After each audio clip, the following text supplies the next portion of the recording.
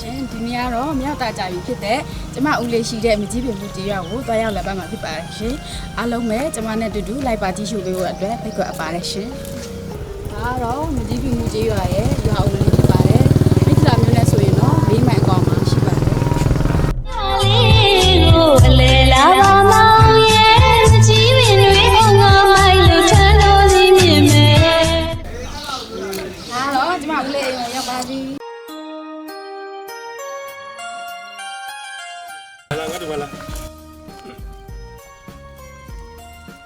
ဒီမှာထိုင်လိုက်တယ် ဒီကောင်းလားဦးလေး အေးငါတို့ကနေကောင်းနေဘာလို့ငါတို့ကနေလေတက်တက်ပဲလားငါတို့က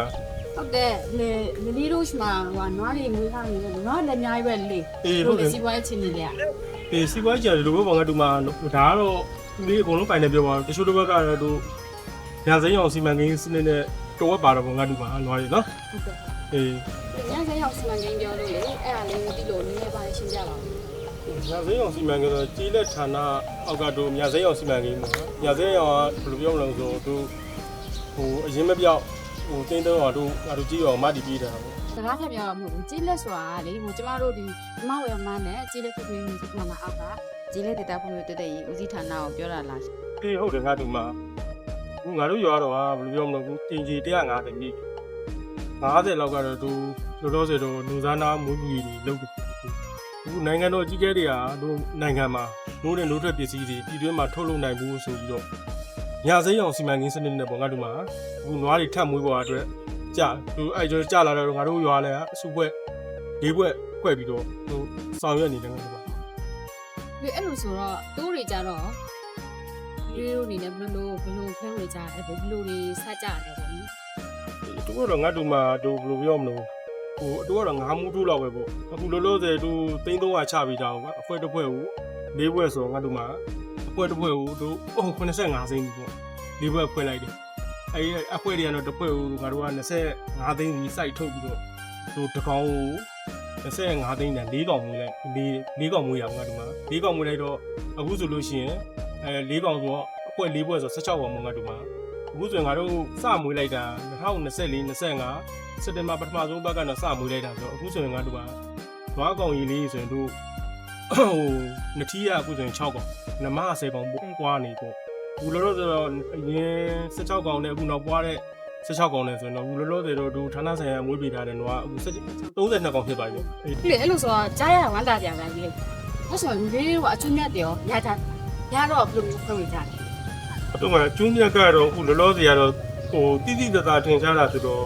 ဒီနွားကောင်ကြီးပေါက်လာတဲ့16ကောင်ရင်လောလောဆယ်နိုးညှစ်နေရတာငါတို့မှနော်ဟိုအာနာကုံအကျိုးမြတ်ကတော့သူ3နှစ်ပြည့်မှာပဲအားလုံးသိကြပါမှာငါတို့မှ ဆိုလို့ကတော့လေတရက်ကိုဘယ်လောက်အဲ့ဘယ်ကိုပို့ကြ နိုးကတော့တရက်ကိုငါတို့မှအစားဥစ္စာပေါ့ဟိုနွားတိုင်းနွားတူညီမှုတော့မရှိဘူးပေါ့ဟိုဒီနွားမတွေဆိုရင်ဟိုအချိန်30ထွက်တာပေါ့ဒီဘက်ကမဒန်းလေးတွေဆို9ပိတ်တာပြန်ပြန်တော့ကတော့9ပိတ်တာလောက်ပဲထွက်တယ်လို့ပြောရမှာပေါ့ငါတို့မှ မတန်းနေရနှုတ်ထွက်နေတာပေါ့ အေးပေါ့ငါတို့မှဗဒန်းဆိုတာနိုးထွက်နေနွားဆိုတာသူ3သားမြောက်မှနိုးအာနာကုန်ထွက်တာအေးဒီနိုးတွေကြတော့ဟိုဦးလေးတို့ကဘယ်သွင်းရတော့ဆိုတော့ပျော်ဝဲရွှေလာမင်းနိုးဆက်ဘူး ရွှေလာမင်း အေးသွင်းရတယ်ငါဒီမှာ တို့ကလာကောက်ပေးလား ဒီဥယျာဉ်မှာလာကောက်ပြီဟိုတပိတ်တာဟို3000ကဘလို့လို့ဆိုတော့ငါဒီ ဒီအခုလိုဦးလေးကဟိုဌာနဆိုင်ရာတွေနဲ့ချိတ်ဆက်ပြောမှာနော်ပြီးတော့စနစ်ကြတဲ့မွေးမြူရေးတွေဆောင်ရွက်နေတယ်ကတော့ဝမ်းနဲ့ဝမ်းတာကျမအနေနဲ့ကြတော့ဟိုဒီလိုဦးလေးမှာဒီလိုတိုးတက်နေရမြင်ရတဲ့ခါကျတော့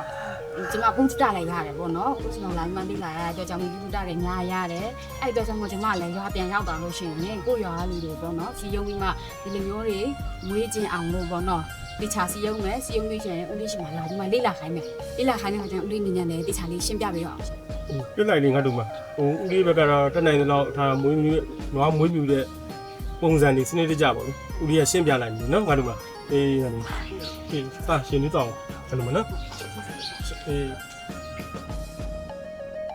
ခုဗီဒီယိုလေးရဆိုရင်မကြီးပင်မှုကြေးရွာမှာမြတ်စင်းအောင်ကြေးရွာစီမံကိန်းနဲ့နှုတ်ဇာနွားမွေးမြူရေးလုပ်ငန်းကိုဒီကအကောင့်ထဲပေါ်ဆောင်ရွက်နေတဲ့ကျမဦးလေးရဲ့အိမ်ကိုအလဲသွားရင်းနဲ့လေးလာဖြစ်ခဲ့တာလေးဖြစ်ပါတယ်အခုဒီကြည့်ရှုနေတဲ့သူတွေထဲမှာပေါ့နော်ကျမတို့လိုကြေးတော်ရွာကဥတော်တော်ကိုမမတွေများပါခဲ့မယ်ဆိုရင်ဒီနှုတ်ဇာနွားမွေးမြူရေးလုပ်ငန်းကိုစိတ်ပါဝင်စားတယ်ဆိုရင်ကိုယ်တိုင်လာရောက်လေးလာဖို့အတွက်ဖိတ်ခေါ်ပါတယ်အားလုံးကိုကျေးဇူးတင်ပါတယ် တော်ရောလေးကိုအလဲ လာပါ